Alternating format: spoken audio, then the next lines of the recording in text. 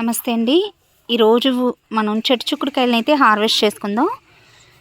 చెట్టు చిక్కుడుకాయలు మనకి సీజన్తో సంబంధం లేకుండా సంవత్సరం అంతా కూడా కాపునిస్తాయి అన్నమాట.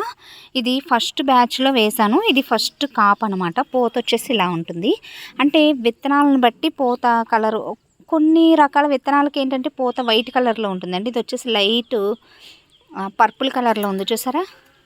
మొత్తం థర్మాకోల్ బాక్స్లో 2 కంటైనర్స్లో పెట్టాను. ఒకటి ఇటువైపున, అలాగే ఇటువైపున. ఇదిగోండి, ఇది కూడా.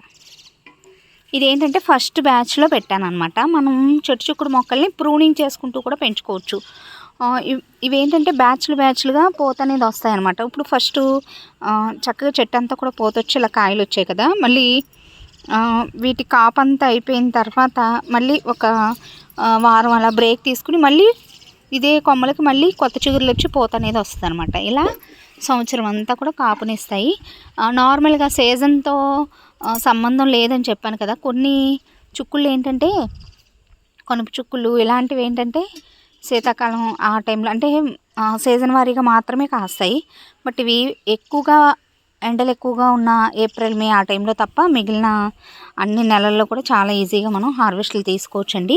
చూసారా ఎంత బలంగా కంటైనర్స్లో కూడా ఎంత మంచిగా గుత్తులుగా కాపు అనేది వచ్చిందో. ఇది ఫస్ట్ బ్యాచ్ అని చెప్పాను కదా. సెకండ్ బ్యాచ్లో మళ్ళీ కొన్ని విత్తనాలు ఉంటే ఇంకొక కంటైనర్లో పెట్టాను. ఇవిగోండి, మొత్తం 4 మొక్కలు అనమాట.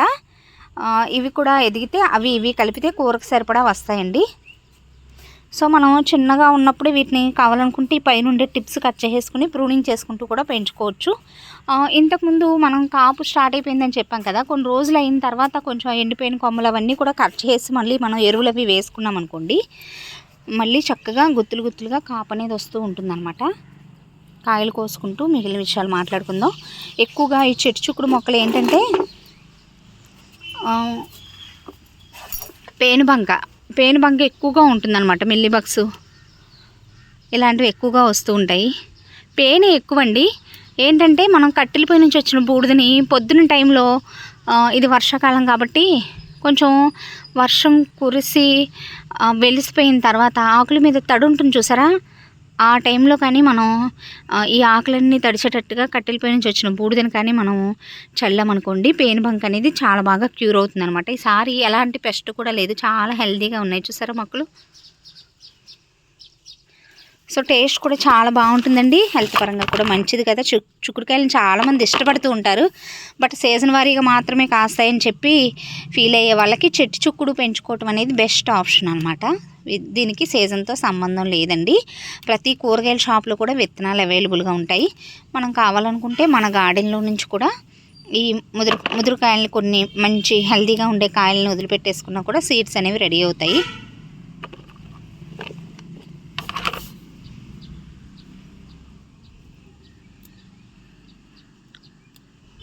రెడీ అయిన కాయలను రెడీ అయినట్టు మనం కోసేసుకున్నాం అనుకోండి, మిగిలిన పూత అది కూడా నిలబడి కాయలు మంచి సైజులో రావడానికి అవకాశం ఉంటుంది. ఇలా కాపు స్టార్ట్ అయిన తర్వాత 15 రోజులకి కంపల్సరీగా మనం పశువుల ఎరువు వేసుకున్నాం అనుకోండి, దిగుబడి అది బాగుంటుందన్నమాట. విత్తనాలు పెట్టిన తర్వాత ఇప్పటివరకు ఎలాంటి ఎరువు కూడా వేయలేదన్నమాట. ఈ మట్టి కలుపుకుని విత్తనాలు పెట్టుకున్నప్పుడు ఆ మట్టిలో ఎరువు అది వేసి మిక్స్ చేసుకుని పెట్టుకుంటాం కదా, వాటి బలమే ఇప్పటివరకు వచ్చింది.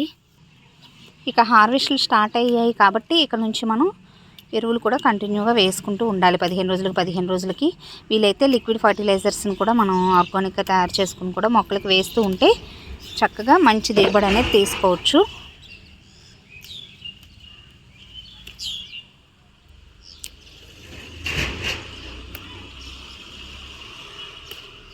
ఇప్పటివరకు వీడియోని లైక్ చేయకపోతే తప్పకుండా లైక్ చేసి ఛానల్ని సబ్స్క్రైబ్ చేసుకోండి. ఇంకొకటి ఏంటంటే నార్మల్గా కనుపు చుక్కుడు అలాంటి వాటిని తిన్నప్పుడు చాలామందికి గ్యాస్ ప్రాబ్లం అలా వస్తుంది. గ్యాస్ ప్రాబ్లమ్ని ఫేస్ చేస్తూ ఉంటారు. బట్ వీటికి అలాంటి ప్రాబ్లం ఉండదండి. గింజలు అంత కనుపు చుక్కుల్లో లాగా అంత గట్టిగా ఉండవు అనమాట. సో గింజలు తక్కువగానే ఉంటాయి కాబట్టి గ్యాస్ ప్రాబ్లం కూడా ఉండదు. టేస్ట్ కూడా చాలా బాగుంటుంది. మీ దగ్గర ఉంటే టమాటోలు అవి కూడా వేసుకుని వండుకోవచ్చు.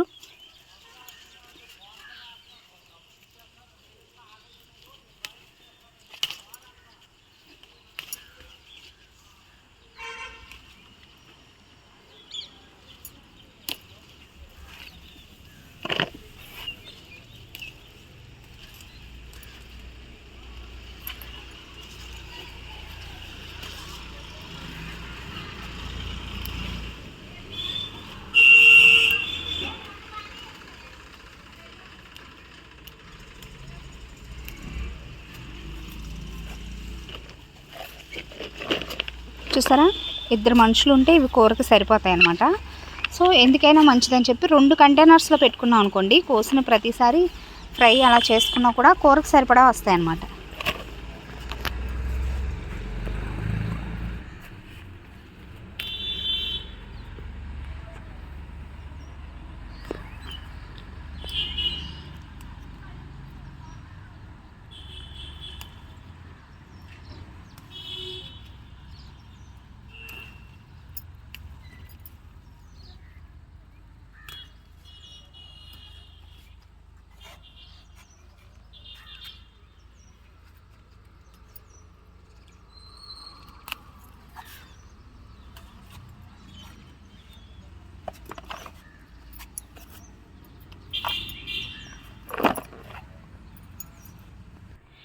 నెక్స్ట్ చెట్టు చిక్కుడు మొక్కలకి గొంగళి పురుగులు కూడా వస్తూ ఉంటాయండి. మనం ముందుగానే చూసుకుని ఆకులు అవి తీసి దూరంగా పడేయటం, అలాగే 10 రోజులకి 15 రోజులకి కనీసం నెలకి 2 సార్లు గార్డెన్ అంతా కూడా వేప నూనెతో స్ప్రేగా చేసామనుకోండి, గొంగళి పురుగులు అవి రాకుండా ముందుగానే మనం కంట్రోల్ చేసుకోవచ్చు. పొగాకు ద్రావణం ఇలాంటి వాటిని కూడా మనం మొక్కల ఆకులని తడిచేటట్టుగా స్ప్రేలుగా చేయటం వల్ల కొన్ని రకాల పెస్ట్లు పురుగుల్ని మనం ముందుగానే రాకుండా కంట్రోల్ చేసుకోవచ్చు అన్నమాట. ఎప్పుడైనా కూడా గార్డెన్లో మనం ప్రతి వెరైటీ అనమాట అన్ని రకాలకి వర్తిస్తుంది. కంటైనర్స్ అవి ఖాళీగా ఉన్నాయి కదా అని చెప్పి అన్ని కంటైనర్స్లో ఒకేసారి విత్తనాలు పెట్టుకోవటం అలా కాకుండా, ఫస్ట్ మనం విత్తనాలు పెట్టుకున్న తర్వాత ఏ వెరైటీ అయినా కూడా తీగజాతి పాదులైనా లేదంటే ఇలాంటి చుక్కుళ్ళు, వంగ, టమాటో, పచ్చిమిరపకాయ ఇలాంటివి అయినా కూడా ఫస్ట్ పెట్టుకున్న విత్తనాలు పెరిగి చక్కగా మొక్కలు పెరిగి ఇలా కాపు స్టార్ట్ అయిన తర్వాత మళ్ళీ ఇంకొక కుండీలో దానికి సంబంధించిన ఆ విత్తనాలు మళ్ళీ పెట్టుకున్నాం అనుకోండి, సెకండ్ బ్యాచ్కి ఇవి రెడీ అవుతాయి అన్నమాట. ఫస్ట్ పెట్టుకున్న పాదులు కానీ లేదా మొక్కలు కానీ కాపు దగ్గర పడిపోతున్నాయి అనే టైంకి సెకండ్ టైం పెట్టుకున్నవి మళ్ళీ హార్వెస్ట్కి వస్తాయి అన్నమాట. ఇవన్నీ మనం గార్డెనింగ్ చేసేటప్పుడు నిదానంగా ఒక అనుభవం అనేది వస్తుందండి. కొత్త వాళ్ళు కొంచెం కన్ఫ్యూజ్ అయినా కూడా చేసే కొద్దీ కూడా దానిలో ఉండే లోటుపాట్లు అన్నీ కూడా మనకు అర్థమవుతాయి. సో చెట్టు చిక్కుళ్ళు చాలా చక్కగా చూడటానికి కూడా టెంప్ట్ చేస్తున్నాయి అనమాట. ఇప్పుడే కర్రీ చేసుకుని తినేయాలని, బట్ మార్నింగ్ టైంలో చేస్తారండి కూర. ఇది సాయంత్రం టైంలో హార్వెస్ట్ చేస్తున్నాను. నాకు కూడా చాలా ఇష్టం అనమాట చిక్కుడుకాయలు. బట్ కనుపు చిక్కుళ్ళు అలాంటివి అయితే ఇంకా వాటి టేస్ట్ ఇంకా డిఫరెంట్గా ఉంటుంది. బట్ వాటిని మనం సీజన్ వారీగానే తీసుకుంటాం కాబట్టి వాటి ప్లేస్లో వీటిని రీప్లేస్గా మనం యూస్ చేసుకోవచ్చు అనమాట. సో ఇదండి రోజు వీడియో ఎలా అనిపించిందో కామెంట్ సెక్షన్లో తప్పకుండా తెలియచేయండి. వీడియో నచ్చితే ఒక లైక్ ఇచ్చి ఛానల్ని సబ్స్క్రైబ్ చేసుకోండి. Thanks for watching.